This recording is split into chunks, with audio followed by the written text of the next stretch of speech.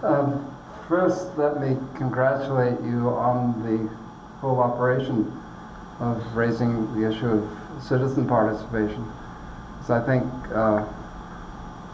actually, I think it's in the new government immigrants handbook. We claim that we are the oldest living democracy, and in some way that may be true institutionally. Some things may have started here, but I think we're one of the weakest of the Western democracies in our actual practice compared to other countries I know, including and maybe even especially Germany, the big bad Germany that brought us World War II, is the citizen activism and sense of duty to participate is really high. So just to say, it's really terrific you're doing this. My sense is that your sessions up to now have been about Canadian democracy, understandably about what goes on inside the country. And what we're bringing to this is work we've done. We just published the book that Stepan will hold out this year on, so it isn't directly on the question of citizens participating in elections in Canada or in the city or in the province. It's about global governance, and I think the connection with your interests is that to the extent that democracy is a function of people power, the demos and power, there's a lot of power which is located, I mean, in the sense of political power, there's a lot of power that's located outside countries in various forms of global, what we're calling global governance. So, and that immediately raises a democratic question, because is there any people component to the power which is lodged? And we all know this, United Nations, there have been international organizations for a long time. Our argument is, and I'll just lay out very briefly what the argument is, and then Stepan will carry it on. Our argument is that particularly with NAFTA, with the Canadian-US Free Trade Agreement, with NAFTA, and then with the World Trade Organization, which happened, NAFTA was 1994, the WTO in 1995, there was a reconstitutionalizing of the world that took place. And in the new global governance order, there's an asymmetry between, and that's the perilous imbalance of our title, is the imbalance between a very strong economic global governance that the WTO represents and incorporates and makes work on the one hand, and all the other aspects, well, pretty well all the other aspects of global governance on the other, which are much weaker. And so that's the prime imbalance that we're talking about. And the democratic implications, the citizen participation implications, are pretty stark. So let me talk just briefly, and we would much rather talk a bit and have discussion, because we can say what we want to say, answering questions, but make it more of an exchange. But just to lay out the analysis, I won't go into what the analysis of the external constitution is, but just let me say that the WTO is strong because it's got a very powerful adjudicative process. There are institutions that can rule on disputes between countries, and NAFTA has dispute settlement mechanisms.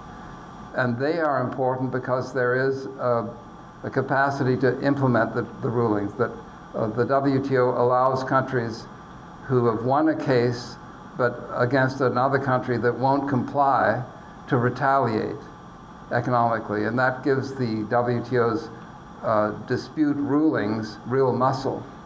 Well, that's the heart. That's why the global constitution is unbalanced, because if the World Health Organization makes a ruling, there's nothing to force a country to comply with it. So that's the germ of the idea. The democratic implications you could think of in two respects. One is the process that created the input legitimacy of this new system, and the other is the output, what it actually produces. And if you think back in terms of the input legitimacy of the this new global governance, some of us here will remember, others will have read about, that in the process of negotiating the original Canada-US Free Trade Agreement in the mid-'80s, that's between Mulroney's government and Reagan's government, and then in the process of negotiating NAFTA, the citizenry was pretty well excluded. The negotiating process in Ottawa was set up so that business would have direct input advising the government about what it wanted in the negotiations. And that was the case in the United States, the American negotiations. In fact, you may be interested, we are more, the parliamentary system has, generally speaking, a more effective civil service, trained people who join the government and they spend their careers there. The American system is much more unsubstantial. Most civil servants in the United States don't get very high up the ladder because when a new party comes into power, it puts its own people into the top positions. As a result, the confidence of the American negotiators, generally speaking, isn't very high. And an example, it'll take me a minute to explain. An example was in the negotiation of intellectual property rights. A man I know was the Canadian negotiator, and he said he was just amazed because he had learned his brief. He was a civil servant in the Foreign Affairs and International Trade Department, and he was negotiating with somebody who hadn't the faintest idea about what intellectual property rights had to do with, and he didn't need to, because if there was a question, he picked up the phone, and it was the pharmaceutical industry lobbyist who told him what they wanted. And so the American system was a bit different, but in both cases, the citizenry was pretty clearly excluded. The trade unions were offered one position. Mulroney offered the CLC one spot in the advisory group, but they turned it down because they knew they'd be completely swamped by the business representatives. And you saw this in the 1988 federal election, which became a referendum on the original Canada-US Free Trade Agreement, because all citizens groups were on one side of the debate and all business was on the other. The old people's associations, native associations, cultural groups, environmentalists, the union movement, the feminist movement, they were all against the Free Trade Agreement, in large part because they had nothing to do with its negotiations. So the process, and in the United States in the 1992 federal presidential election, rather, there was a lot of hostility to the NAFTA agreement, in large part the hostility coming from the environmental movement and the labor movement, who themselves, in the same way, had felt excluded from the process. As for Mexico, there was very little debate because the system was still so authoritarian that nobody knew much about what was at stake in the first place. So there was that kind of input legitimacy problem, which was very much a democratic deficit issue. And now that these processes, that these institutions are in place, there's a real, and I'm sure Stepan will talk more about this at some point, and you want to ask questions about it. If you take some of the dispute settlement processes themselves, I said they're powerful, but they have tremendous consequences.